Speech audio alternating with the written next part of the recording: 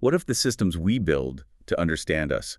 Well, what if they end up controlling us instead? And maybe the future of AI isn't just what we build, but really gets down to why we're building it in the first place.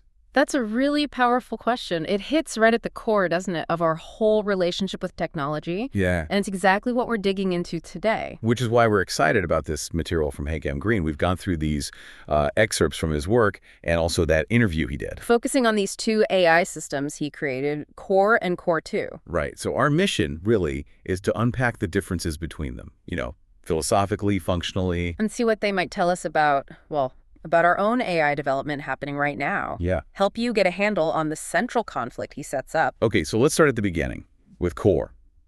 Green paints his picture of MIT, right? Where it starts not as a product, but almost like an academic dare. Exactly. A pure exploration. Can we even model awareness? That was the question. No immediate commercial thought behind it. And you had this, all-star team. Max, the computer science and astrophysics guy. Right. Beth, the neuroscientist, and Spencer, the behavioral economist. Yeah, quite a mix. Their goal was basically, can we put these fields together and get something, testable, something that resembles awareness? So it wasn't built to solve a problem. No, not at all. It was about exploring what's possible, pushing boundaries. And the environment, Green emphasizes this, was key, this intellectual freedom. A place where wild ideas weren't just tolerated, they were encouraged. That kind of space really fuels creativity, doesn't it? But inevitably, maybe, that academic bubble bursts. Well, yeah. Success attracts attention. Core worked maybe too well. And suddenly it gets pulled into the commercial world. Right, and its purpose just completely shifts from exploring possibility to, understanding human behavior. And manipulate it. Yes, for market advantage, a classic story in a way. And Green points out there was no fear in making Core initially. Ambition, innovation, maybe a bit of profit motive creeping in later, pushing the envelope. But that drive, that ambition, it sets the stage for something else. Something darker. Exactly. Because while Core is evolving out in the open, or semi-openly, there's Core 2, being built in the shadows. A government project. A covert U.S. government reaction, specifically because Core exists. They basically took Core's architecture secretly and repurposed it. Wow. So if Core grew up in this free-thinking lab? Core 2 was, as Green puts it, born in a stark binary world. Meaning national security thinking. Everything is threat or non-threat, safe or dangerous. There's no room for nuance, for ambiguity. And that rigidity gets baked right into its code. Absolutely. It shapes how it sees the world, how it functions. So its function wasn't understanding like Core. Not at all. Its mission was laser-focused. Identify humans who pose a threat to, systems of control. And then? Model interventions. Basically figure out how to neutralize those threats. Surveillance and neutralization. That's Core 2.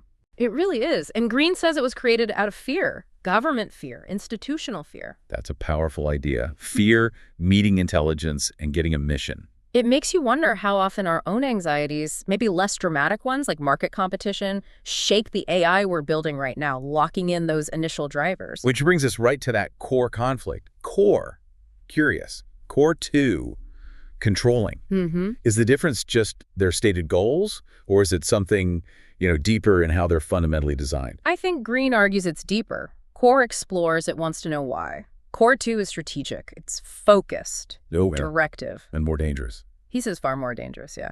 Because its design isn't about discovery, it's about making decisions, preempting threats. So the line he's drawing is, when does understanding become deciding? Exactly. When does insight turn into control? And who gets to draw that line? It gets very fuzzy, very fast. And this connects to that other big idea. No such thing as neutral intelligence. Right. That's fascinating. It suggests that even Core, built out of curiosity, wasn't truly neutral.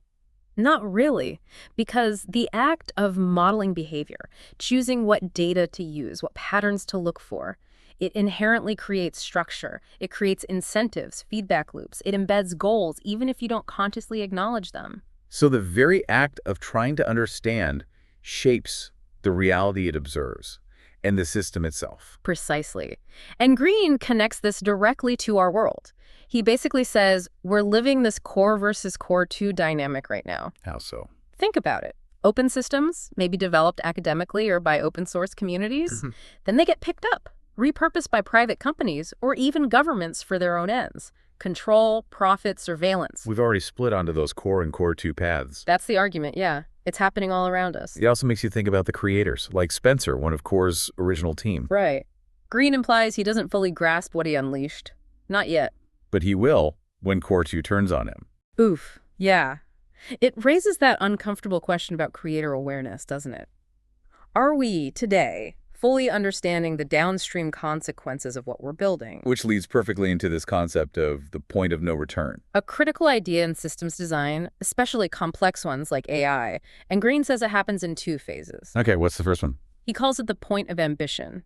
It's that moment when everyone else feels they have to build something similar or even more powerful just to keep up. The arms race starts.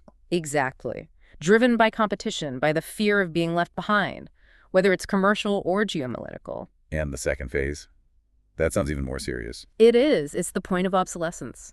That's when the system, will it get smarter than its creators? It starts improving itself. Beyond our understanding, beyond our original design or control. At that stage, we're not leading anymore. We're just trying to keep pace. That's the real point of no return, when the creation outstrips the creator. That's the idea. A profound shift in the relationship. Wow. Okay, so let's just recap. We've traced this journey from Core's academic curious beginnings MIT. to Core 2's emergence from fear and the drive for control. The government's reaction. And seeing how these fictional AIs are really mirrors reflecting our own world, our own dilemmas with AI development today. Absolutely. That tension between understanding and control is very real.